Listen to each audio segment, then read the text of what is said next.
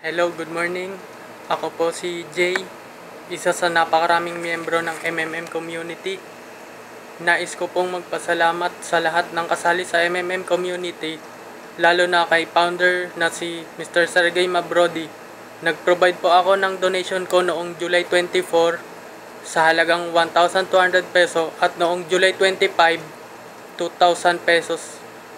And after po ng confirmation mula sa mga nakatanggap ng donation ko at after 23 hours, ako po, naman po ay humingi ng donation sa mga members sa halagang 3,500 pesos noong July 26, 2015.